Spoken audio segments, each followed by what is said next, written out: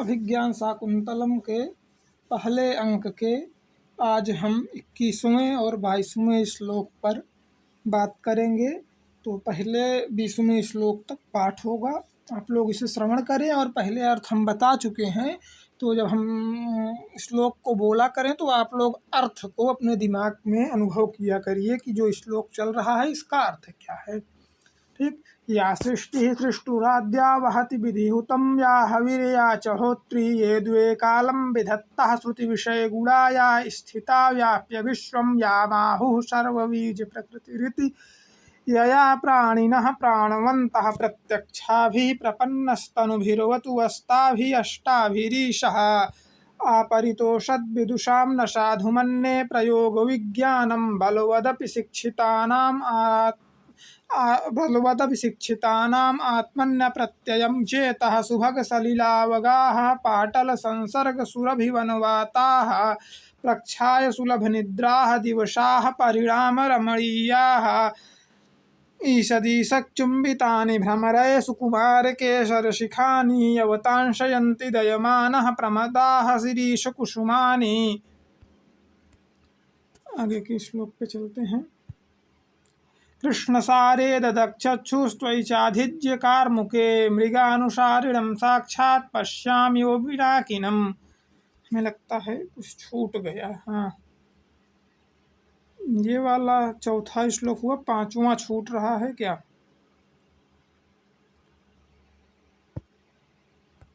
एक मिनट भाई, दूसरा पांचवा नहीं दिख रहा यार। चौथा तो हो गया, पहला हो गया, छठा आ रहा है।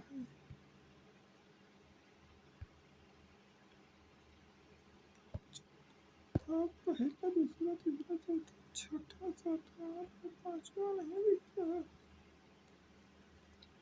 चलिए पांचवा हम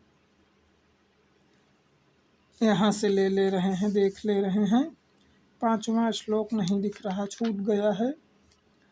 तो पांचवा हम वाचन कर दे रहे हैं, और पिछले वीडियो में हमने लगाया है उसका PDF, आप लोग वहाँ से देख लीजिएगा। पांचवा श्लोक है, तवास्मि गीत रागेण हरिणा प्रसभम हृता एस राजेव दुष्यंतः सरांगेणातिरंहसा कृष्णसारे ददक्षुस्त्वयि चाधिज्य कार्मुके मृगानुसारिणं साक्षात् पश्यामि वो पिनाकिनं ग्रीवांगाभिरामं मुहुरनुपतति स्यन्दने बद्धदृष्टिः पश्चार्धेन प्रविष्टः सर्वपतनभयाद् भूयशः पूर्वकायम् दर्भय अर्धावलीढैः समविवृतमुखभृंशिभिः कीर्णवर्त्मा पश्योदग्रप्लुत्वाद्वियति बहुतरं स्तोकमुर्व्याप्रयाति। PDF उतना चल नहीं रहा है, धीरे धीरे खराब हो रहा है।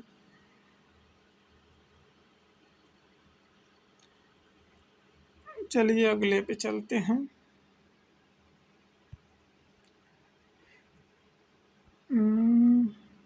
कहाँ थे हम? 7वें पे थे, 8वां श्लोक चाहिए हमें ना। ये देखिए 9वां भी कट गया है, पूरा PDF खराब हो गया है। चलिए 8वां देखिए। मुक्ते सुरश्मि सुनिरायत पूर्वकाया निश्चंपक चामर शिखा निभृतोर्ध्वकर्णः आत्मोद्धतैरपि रजोभिर्लंघनीया धावन्त्यमिह मृगजवाक्षमेव रथ्याः। ठीक। और 9वां देखिए अब, यदालोके सूक्ष्मं रजति सहसा तद्विपुलतां यदाग्धा विच्छिन्नं भवति कृतसन्धानम्यौतत् प्रकृत्या यद्वक्रं तदपि समरेखां नयनयोः न मे दूरे किंचित् क्षणमपि नापाशर्वे रथजवात्।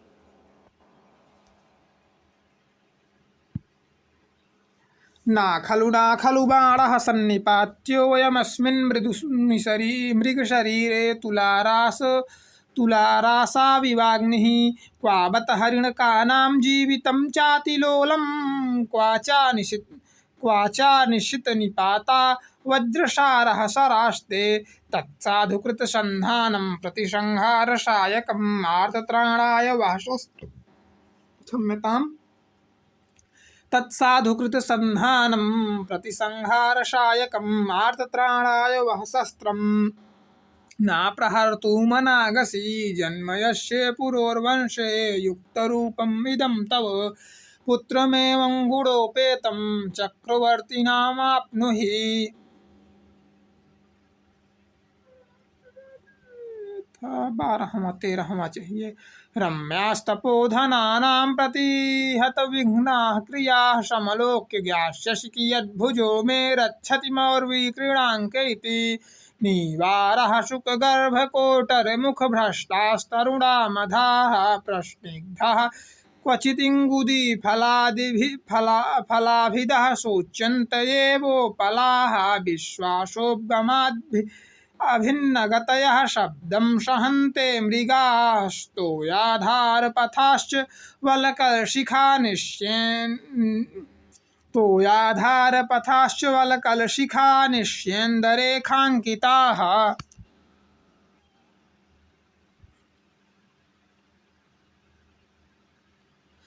कुल्याम्भोभिः पवनचपलैः साखिनो धौतमूला भिन्नो रागः किसलैरुचा मामाज्ञाधूमोद्गमेन एते च अरुवाक् पवनभुविं छिन्नदर्भाङ्कुरायां नष्टाशङ्का हिरणशिशवो मन्दमन्दं चरन्ति शान्तमिदमाश्रमपदं स्फुरति च बाहुकुताफलमिहस्य अथवा भवितव्यानां द्वाराणि भवन्ति सर्वत्र शुद्धान्तदुर्लभमिदं वपुराश्रमवासिनो यदि जनस्य दूरीकृताः खलु गुणैरुद्यानलतावनलताभिः।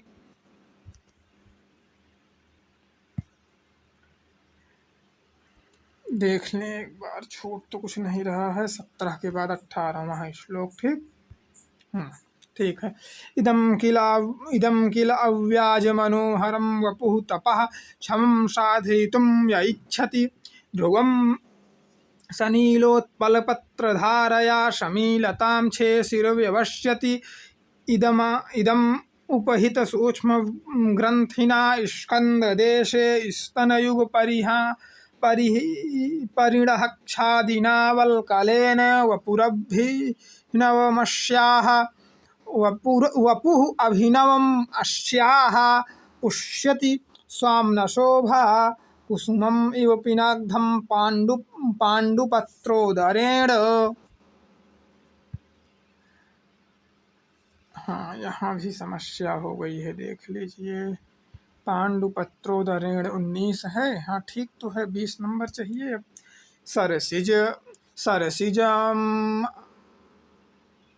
सरसिजम् अनुविग्धं शैवलेनमपि रम्यं मलिनम् अपि सरसिजम् अनुविग्धं शैवलेनम् अपि रम्यं सरसिजम् अनुविग्धं शैवलेनम् अपि रम्यं मलिनम् अपि हिमांशोः लक्ष्मीं तनोति। इयम् अधिकमनोज्ञावल्कलेनापि तन्वी किमिव हि मधुराणां मण्डनं नाकृतीनां। यह सूक्ति है, बहुत महत्वपूर्ण सूक्ति है, याद कर लीजिएगा। 21 नंबर पे आ जाइए, इस पे हमें चर्चा करना है। ठीक। अधरः किसलैरागाः कोमल विटपानुकारिणौ बाहु। अधरः किसलैरागः कोमल विटपानुकारिणौ बाहु। अधरः किसलैरागाः कोमल विटप अनुकारिणौ बाहु। अधरः किसलैरागः कोमल विटप अनुकारिणौ बाहु। कोमल विटप अनुकारिणौ बाहु। अधरः किसलैरागाः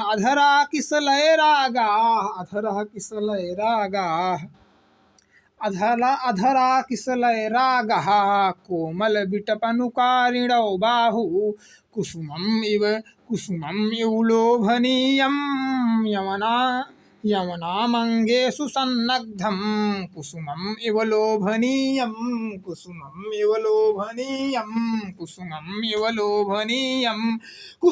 इव लोभनीयं यवनमङ्गेषु सन्नग्धं कुसुमम् इव लोभनीयं कुसुमम् इव लोभनीयं यवनम् अङ्गेषु सन्नग्धं कुसुमम् इव लोभनीयं यवनम् अङ्गेषु सन्नग्धं कुसुमम् इव लोभनीयं यवनम् अङ्गेषु सन्नग्धम् अधरः किसलैरागाः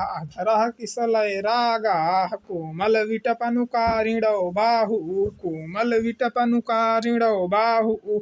कुसुमम् इव लोभनीयं यवनमङ्गेषु सन्नग्धं। देखिए अर्थ देखिए इसका। अधरः किसलैरागाः अस्ति बाहुः कोमलविटप अनुकारिणौ स्ताः अङ्गेषु कुसुमाम् इव लोभनीयं यवनं सन्नग्धम् अस्ति। अधरः किसलैरागाः अस्ति, अधर माने ओठ, किसलैरागाः माने पल्लव के समान लाल, ठीक। कोमल विटप अनुकारिणौ बाहु, कोमल विटप माने क्या, शाखा, किसकी शाखा, वृक्ष की शाखा।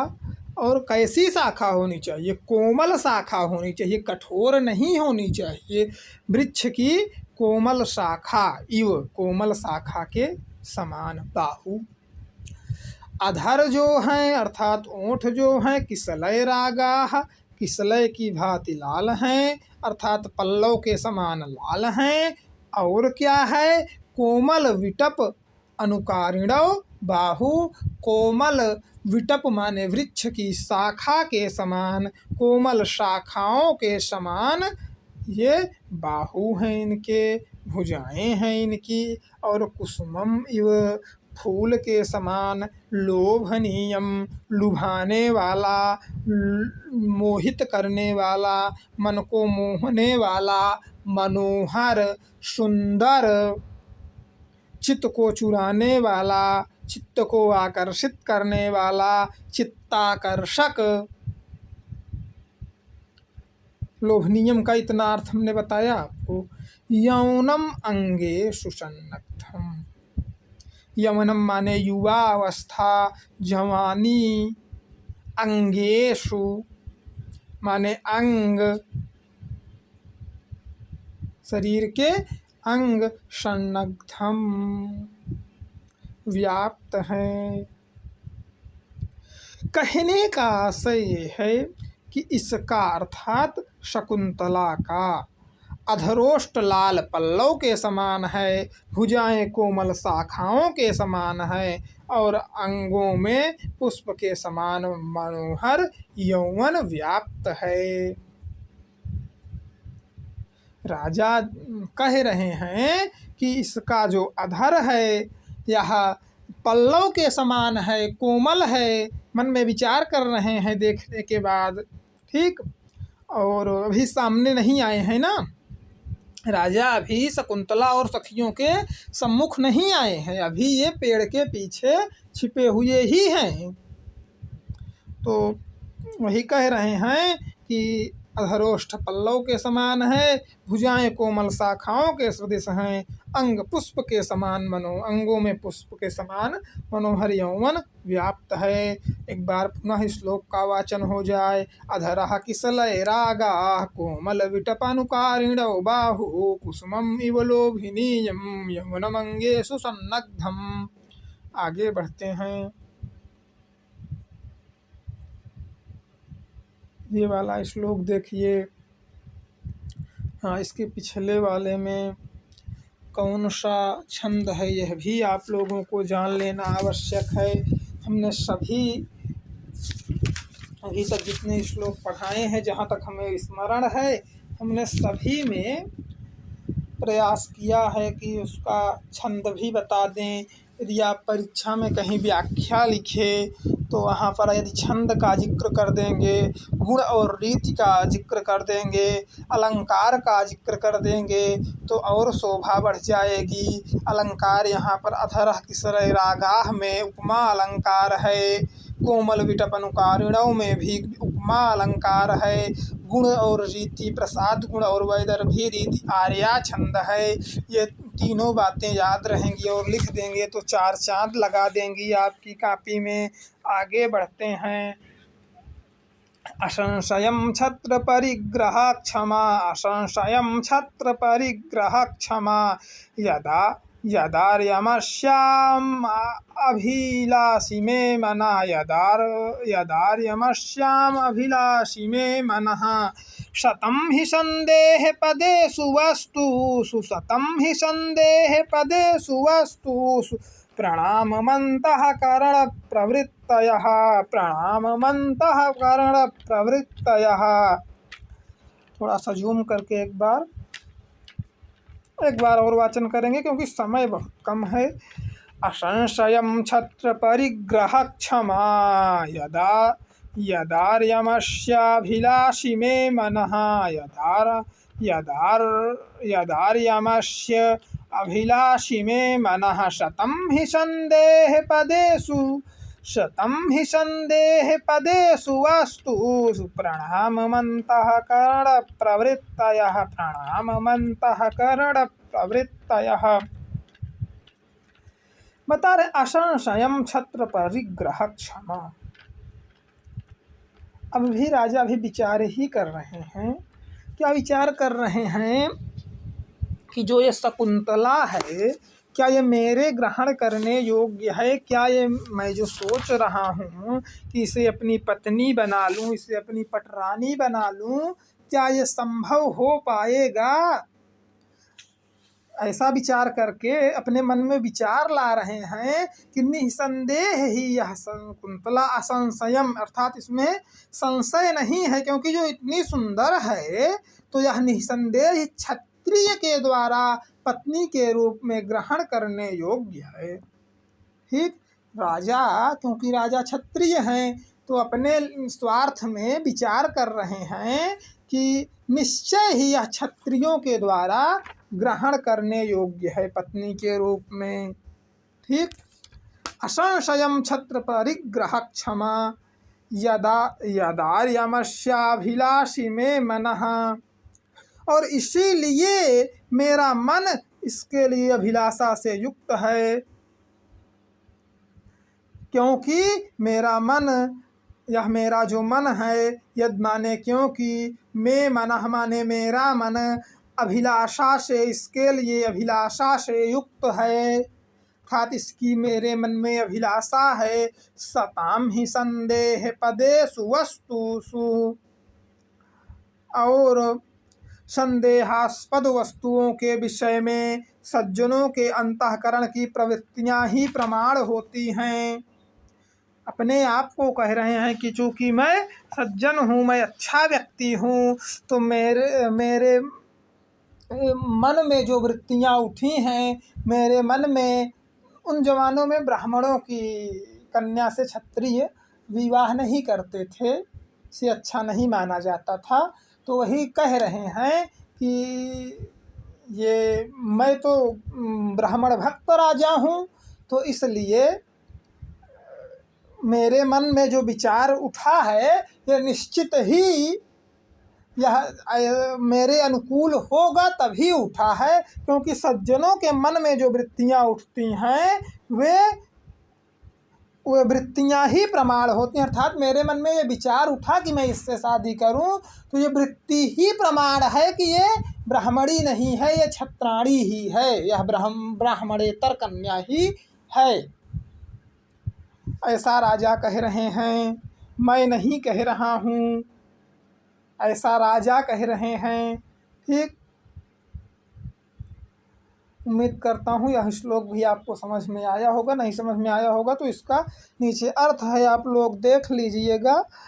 एक बार वाचन फिर से करेंगे हम। अर्थ समझे हुए श्लोक का वाचन करने का अलग मज़ा होता है, हम हर वीडियो में ये बात एक बार कहते हैं।